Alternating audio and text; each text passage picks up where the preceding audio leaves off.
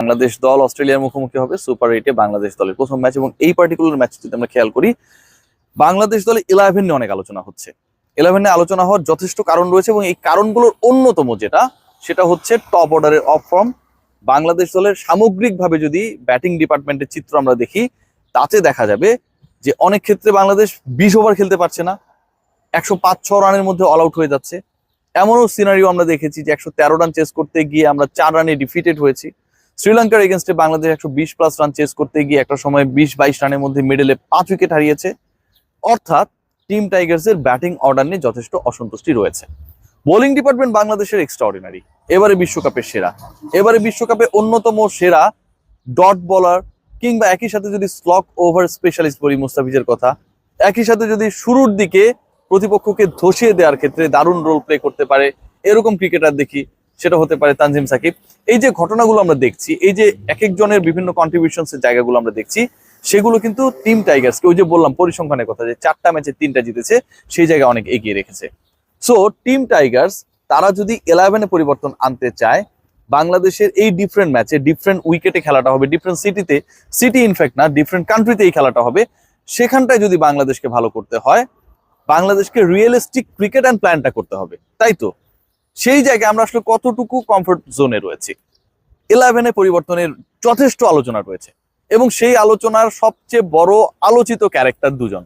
একজন হচ্ছেন ক্যাপ্টেন নিজে, তাকে তো পরিবর্তন করা যাবে না, তিনি থাকবেনই। নাজমুল হোসেন শান্ত, তিনি খেলেছেন এখন পর্যন্ত ওয়ার্ল্ড কাপে 4 ম্যাচ করেছেন 26 রান, তার এভারেজ হচ্ছে খুব অবাক করা 6.5 স্ট্রাইক রেট। যে 4টা ম্যাচ খেলেছেন কোনোটাতেই 100+ স্ট্রাইক রেটে ব্যাট করতে পারেন নাই।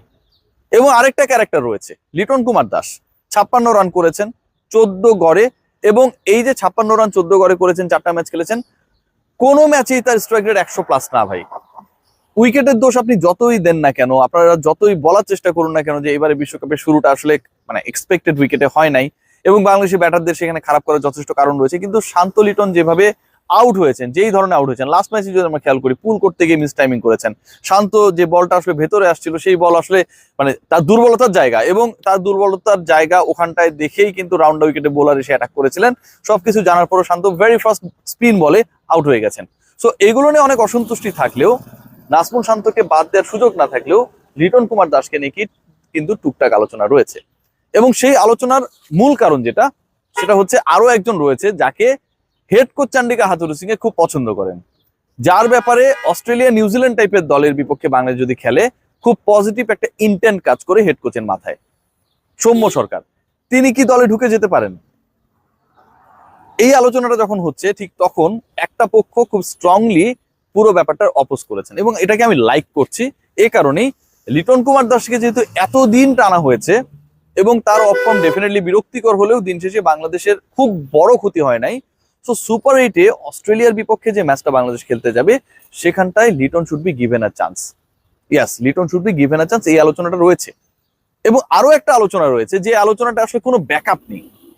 Wicket keeping A Liton Kumar Das, the way actually he is doing his job, আমরা যদি বলি ডেভিড মিলারের একটা মিস করা ছাড়া এবারের বিশ্বকাপে লিটন কুমার দাস উইকেট কিপিং এ তার রোলে আমরা মোটামুটি সাকসেসফুল বলতেই পারি। লেটার মার্ক তিনি পেতেই পারেন, মিস হইতেই পারে।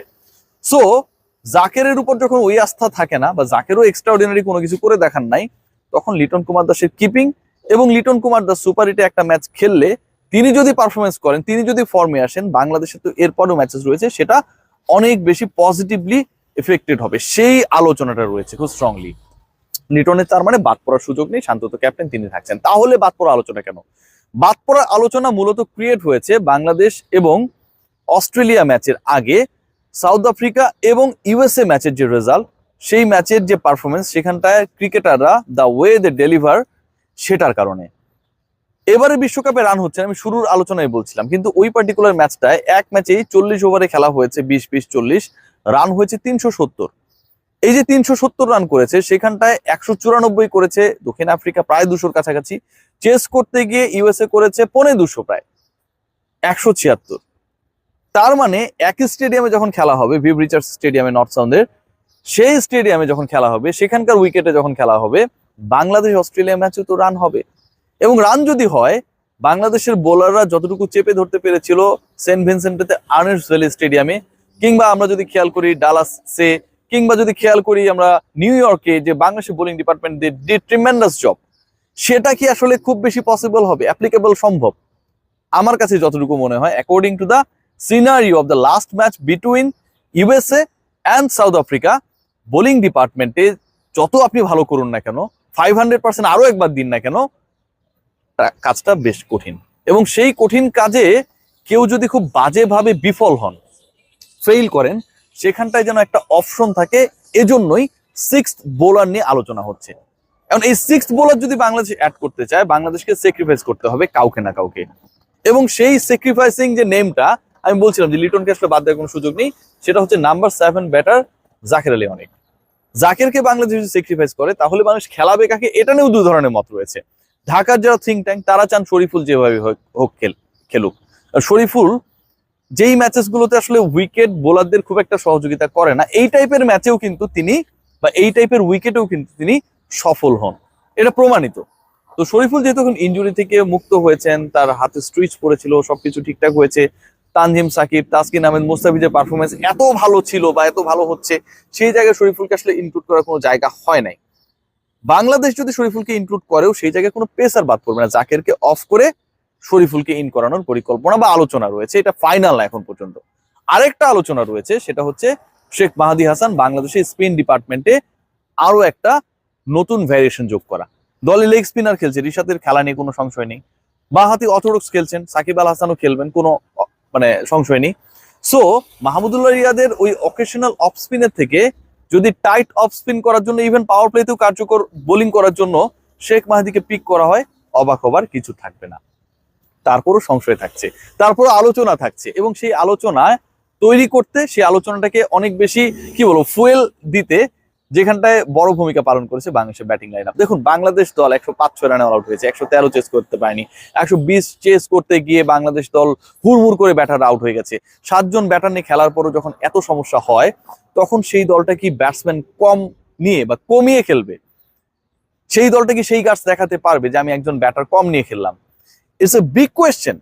যেখানটা রান হবে কোনো ডাউট নেই, অস্ট্রেলিয়া যদি শুরুতে ব্যাট করে তাহলে এটা 200-র কাছাকাছি রানও হওয়ার একটা সুযোগ রয়েছে। এর আগে আমি একটা ভিডিওতে বলেছিলাম যে এখানকার এভারেজ রান হচ্ছে 128, সো 140 রানস হলেই মনে হয় অনেক কিছু হয়ে যাবে। বাট বিশ্বকাপের প্রথম ম্যাচটাতে আমরা দেখেছি সিনারিও ভিন্ন। সো ওই আলোচনাটা আমরা যেভাবে করেছিলাম, ভেবেছিলাম, সেটা কিন্তু কারেন্ট সিনারিও চেঞ্জ করে ফেলেছে। তো অস্ট্রেলিয়া যদি শুরুতে ব্যাট করে সেটা যদি 200-র কাছাকাছি হয়, বাংলাদেশ তো জিতার লক্ষ্যে খেলতে নামবে। আমি বলছি না 200 চেস করে ফেলবে, 6 জন ব্যাটার দিয়ে খেলে সেই কনফিডেন্স কি বাংলাদেশের রয়েছে? যেখানে টপ অর্ডার ফেল করছে প্রত্যেক ম্যাচে, শান্ত লিটন কি করবে সেটা কোনো গ্যারান্টি নেই। বাংলাদেশ কি সেই রিস্ক নেবে? জাকেরকে সরিয়ে বাংলাদেশ কি একজন এক্সট্রা স্পিনার বা এক্সট্রা পেসার খেলানোর গাটস দেখাবে, শৌখিনতা দেখাবে? আমার কাছে মনে হয় না। বাংলাদেশ দল, আমার কাছে যেটা মনে হয়, পরিবর্তনের আলোচনা সম্ভাবনা থাকলেও সেই পরিবর্তনটা ওই ব্যাটার কমিয়ে স্পিনার খেলানো কিংবা ওপেনিং এ চেঞ্জের আলোচনার সাথে রিলেটেড হলেও টিম টাইগার্স শেষ পর্যন্ত তাদের উইনিং কম্বিনেশন ভাঙবে না। অর্থাৎ যে 11 জন ক্রিকেটার লাস্ট ম্যাচে খেলেছিল, সেই 11 জন ক্রিকেটারই এর মধ্যে অনেকের ফর্ম না থাকলেও তারাই নামবেন অস্ট্রেলিয়ার বিপক্ষে রাত পোহালে যে ম্যাচটা শুরু হবে সেই ম্যাচে। সবাই ভালো থাকবেন, টেক কেয়ার।